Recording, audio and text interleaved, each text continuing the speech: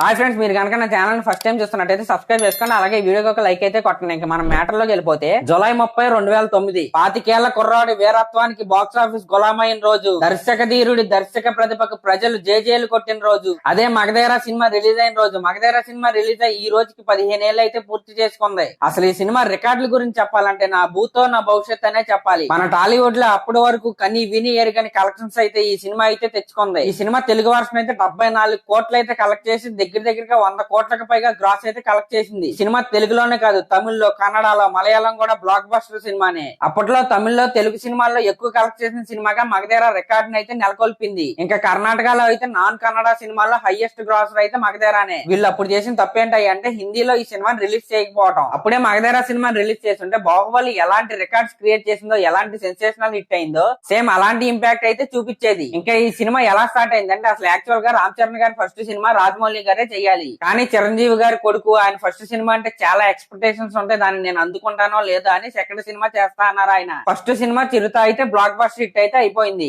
దాని తర్వాత Magadheera story discussion కోసం రామ్ చరణ్ గారు, చిరంజీవి గారు, అల్లు అరవింద్ గారు, ఇంకా రాజమౌళి గారు అయితే కూర్చున్నారు. అప్పుడు రాజమౌళి గారు ఎప్పటి నుంచో తెద్దాం అనుకుంటున్న బాడీ గార్డ్ కథ అయితే చిరంజీవి గారికి, రామ్ చరణ్ గారికి అయితే చెప్పారు. వాళ్ళకైతే ఈ కథ అయితే బాగా నచ్చేసింది. ఇంకా రాజమౌళి గారు చిరంజీవి గారి కోసమే స్పెషల్ గా డిజైన్ చేసుకున్న 100 మందిని చంపే ఫైట్ సీక్వెన్స్ కూడా చెప్పారు ఆయన. ఇంకా అది విన్నాక ఈ సినిమా ఖచ్చితంగా చేయాలని వాళ్ళైతే ఫిక్స్ అయిపోయారు. ఇంకా అల్లు అరవింద్ గారు ఈ సినిమా నేనే ప్రొడ్యూస్ చేస్తాను, ఎంత ఖర్చు అయినా సరే వెనకాడొద్దని రాజమౌళి గారికి అయితే ఫ్రీ హ్యాండ్ అయితే ఇచ్చేశారు. ఇంకా ఈ సినిమాలో కీలక పాత్ర అయిన యువరాణి క్యారెక్టర్ కి చాలా మందిని అయితే చూశారు. చాలా మందిని చూసి రాజమౌళి గారు కాజల్ అయితే సెట్ చేశారు ఆ రోల్ కి. ఇంకా సినిమా షూటింగ్ అయితే స్టార్ట్ అయింది. ఇంకా రామ్ చరణ్ గారు అంటే హార్స్ రైడింగ్ కి పెట్టింది పేరు. ఆ విషయం తెలుసుకున్న రాజమౌళి గారు అయితే స్పెషల్ కేర్ తీసుకుని మరి ఆ సీన్స్ అయితే డిజైన్ చేసుకున్నాడు. స్టార్టింగ్ లో ఉండే బైక్ సీన్ అయితే పీటర్ హెయిన్ గారు చేస్తూ అయితే అక్కడి నుంచి పైనుంచి అయితే పడిపోయాడు. ఆయన అప్పుడు ఏకంగా 4 నెలలు అయితే రెస్ట్ తీసుకోమని అయితే చెప్పారు. కానీ ఆయన అయితే 1 నెల అయితే బయటకు వచ్చి మళ్ళీ షూటింగ్ అయితే స్టార్ట్ చేశాడు. అప్పట్లో ఆ సీన్ ఎంత హైలైట్ అయిందో నేనైతే ప్రత్యేకంగా చెప్పాల్సిన అవసరమే లేదు. ఇక రామ్ చరణ్ గారి షూటింగ్ లో గుర్రం మీద నుంచి అయితే పడిపోయి లెగ్ బండ్ కి అయితే గాయం కూడా అయింది. 2 నెలల బెడ్ రెస్ట్ తర్వాత ఆయన అయితే మళ్ళీ షూటింగ్ లోకి వచ్చి అయితే జాయిన్ అయ్యాడు. ఇంకా అలా అన్నింటినీ ఎదుర్కొని ఈ సినిమా షూటింగ్ అయితే 40 కోట్ల బడ్జెట్ తో అయితే పూర్తయింది. ఈ సినిమా రిలీజ్ కి 2 రోజుల ముందు కూడా రాజమౌళి గారు ఇంకా సాటిస్ఫై అవ్వక గ్రాఫిక్ సీన్స్ అయితే దగ్గరుండి మరీ చేయించుకున్నాడు ఆయన. ఇంకా జూలై 30 సినిమా అయితే రిలీజ్ అయింది.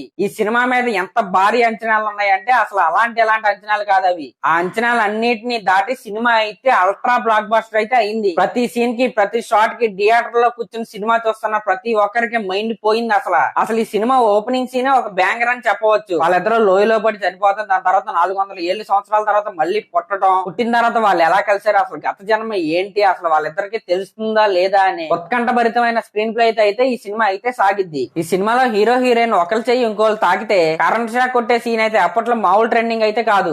ఓపెనింగ్ సీన్ అయిన తర్వాత బంగారు కోడిపెట్ట సాంగ్ లో చిరంజీవి గారి ఎంట్రీ, వాళ్ళిద్దరూ కలిసి ఒక ఫ్రేమ్ లో కనపడే సీన్ కి అయితే ఇక ఫ్యాన్స్ అందరూ కలిసి టాప్ లేపేశారనే చెప్పాలి. ఇలా స్టార్టింగ్ నుండి ఎండింగ్ వరకు 1 కాదు 2 కాదు వరుస పెట్టి జీడిపప్పులు తగులుతానే ఉంటాయి. ఇంక ఈ సినిమా ఇంటర్వెల్ సీక్వెన్స్ అయితే వన్ ఆఫ్ ద బెస్ట్ అనే చెప్పాలి. ఇంకా సెకండ్ హాఫ్ లో వచ్చే ఆ 100 మంది ఫైట్ అయితే సినిమాకి ప్రాణం పోసిందనే చెప్పాలి. ఇక చాలా మంది కేవలం ఆ ఫైట్ సీన్ కోసమే 1, 2 కాదు 10, 20 సార్లు సినిమా చూసిన వాళ్ళు కూడా ఉన్నారు. ఈ ఫైట్ కి ముందు చెప్పే ఒక్కొక్కరిని కాదు షేర్ ఖాన్ డైలాగ్ అయితే అప్పట్లో మామూలు ట్రెండింగ్ కాదు. అసలు ఈ సినిమా సెకండ్ హాఫ్ లో హార్స్ రైడింగ్ సీక్వెన్స్ లో, ఇంకా విలన్ కి వార్నింగ్ ఇచ్చే సీన్లు, ఆ 100 మంది ఫైట్, లాస్ట్ లో హీరోయిన్ కి గతం గుర్తొచ్చే సీను, అబ్బో ఇలా 1, 2 కాదు సినిమా మొత్తం ఇలాంటి హై మూమెంట్స్ తో అయితే రాజమౌళి గారు అయితే నింపేశారు. ఇంకా ఈ సినిమాని జనం ఎలా చూశారంటే ఒక జాతర లాగా అయితే చూశారు. తెలుగు ఇండస్ట్రీలో ఇప్పటి వరకు కని విని ఎరిగని రికార్డ్ కలెక్షన్స్ అయితే ఈ సినిమాకి అయితే వచ్చాయి. ఈ సినిమా 1200 థియేటర్ల పైగా అయితే రిలీజ్ అయింది. ఆల్ టైమ్ డే 1 రికార్డ్ అయితే కొట్టింది. 5 కోట్లకు పైగా అయితే కలెక్ట్ చేసింది. ఇంకా ఈ సినిమా 50 రోజులు అయితే 300 కేంద్రాల్లో అయితే ఆడింది. దాని తర్వాత 233 కేంద్రాలు అయితే 100 రోజులు అయితే ఆడింది. కర్నూలులోని విజయలక్ష్మి థియేటర్లో అయితే ఈ సినిమా 1000 రోజులు అయితే ఆడింది. ఇంకా ఈ సినిమా దెబ్బకి రామ్ చరణ్ గారు అయితే తెలుగులో one of the biggest hero అయితే అయిపోయాడు. రాజమౌళి గారు అప్పటికే పెద్ద డైరెక్టర్, ఇంకా పెద్ద డైరెక్టర్ అయితే అయిపోయాడు. ఇంకా ఈ సినిమాలో పనిచేసిన ప్రతి ఒక్కరికి, హీరోయిన్ కాజల్ అగర్వాల్ కి అవ్వచ్చు,